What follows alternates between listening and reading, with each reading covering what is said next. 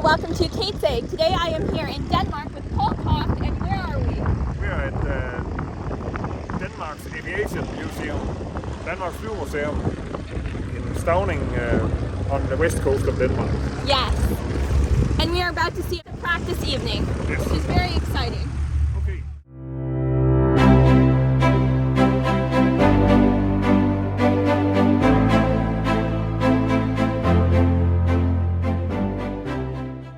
And what year was it built? It was actually built 1955 for the Belgian Air Force to train new pilots. And they used them until 1971 when they got modern monoplanes with retractable gear. These are aerobatic aeroplanes, but many things are a bit old-fashioned. You'll see it fly in a little while. I can't wait.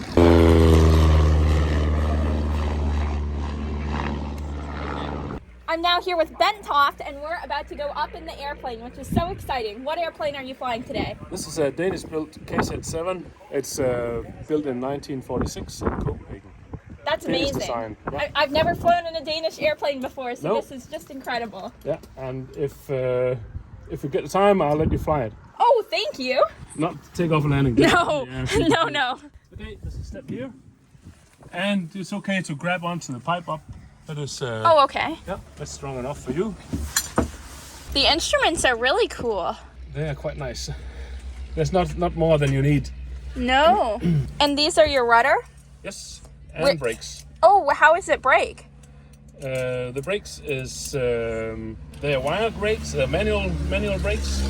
That means the more I brake with the handbrake, the more they use. Or when you have full out, then they also brake. So Okay. and the more I do pull this one here, then they'll also brake at the same time. So this is a mix of. We've got here the mixture. Oh, and what is this? Is your? This is the yoke. Wow. Center stick. Is it hard to have it on your side? No. It comes so naturally that you won't believe it. What is this? This throttle. Really? Yep. How cool. So, and I don't care. I can fly it left hand, right hand. So it doesn't matter. Except I prefer there's the flaps down here. I've got my trim up here. That means 30 kilometers an hour is 20 miles. What does it take off at? Something around 50, 60. Oh, is that your trim? That's my trim.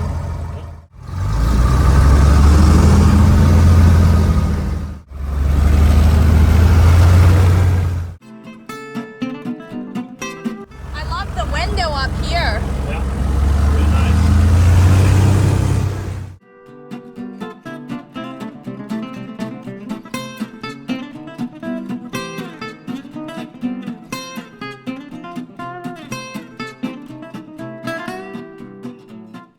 Can't get a Cessna 150 like that. No, that was so fun. Just look at that compass. Whoa. Here is his airspeed indicator. Wow. So there's not one inside? Yeah, there is. This is an extra one. But it's very accurate. Now I'm here with Victoria Toft, and you're also a pilot too, which is very exciting. And how many years have you come to the practice evening? I think I've come all my life. My dad's been going all his life. That's awesome. This is very exciting. Now the plane is back in its display in the Airplane Museum. This is so cool. These are all Danish-built airplanes in this museum in Stauning, Denmark, which is just incredible. And the one furthest away is the one that I got to fly in. I'm now here with Bent, and you just put the airplane back in, which is so awesome, and thank you so much for the flight. It was absolutely amazing, and I had the best time. You're welcome. You're welcome. This year's we are in the local aircraft museum that my father is one of the founding members of this foundation. By the way, he used to work with Bob Kate's granddad back in the 50s. So the families and I used to work at the neighbor farm from Kate's grandpa back in the 80s, and my brother did a couple of years before. So, but we are all... Very close. Yes, and we're all also volunteers here at the local aircraft museum. I'm flying this nice Danish-built KZ-7. I'm also flying the KZ-3 that's standing out here on the north side, an ambulance aircraft built for flying midwives out to the small Danish islands for the women that's going into labor. Oh, is that this one right here? Yes, and if the midwife says I can't do the delivery and they had to go for a what do you call it, C-section, then they was put on this stretcher, and it was pushed all the way up to the instrument panel, and then they were flown to the nearest place where there was a hospital. They can do the surgery. I think what's so neat is I was just touring this museum earlier in the day, and I had no idea that some of these planes are still airworthy and able to be flown. We try to keep as many of the airplanes airworthy, so this is a live museum. Just like a car museum, if you walk into a car museum and all the cars is not able to drive, what is it then? Here we try to keep not only the planes airworthy, but also to keep the culture alive by, especially here, the Danish-designed airplanes. This hangar is full of Danish-designed airplanes. That's amazing. Except the Spitfire up in the corner, that's just the only place we have the room for it. The oldest one we have is from 1913, right here to the right. Wow. And the first airplane the Danish Army had, 1911 actually. This is four of these airplanes on loan from the Danish National Museum. And then we have another hangar filled up with like Piper Cups and things like that. And then we have the Danish Air Force Museum that's in the last part of the hangar. I also toured that, and it's all incredible. Yeah, we got volunteers, also ex-aircraft mechanics from the Air Force, etc., to come and help and restore these airplanes. I'll include a link in the description if you'd like to tour this amazing museum. Yeah, if you come by, please look up. We fly 5 Wednesdays in July and August, where you can see the airplanes in the air, like we did today. Yes. Yeah.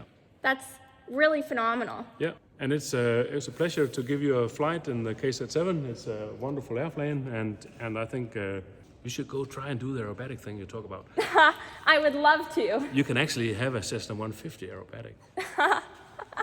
So I know you fly that one already. We did steep turns, and I just find it absolutely exhilarating. So I really want to take some aerobatic lessons in the plane.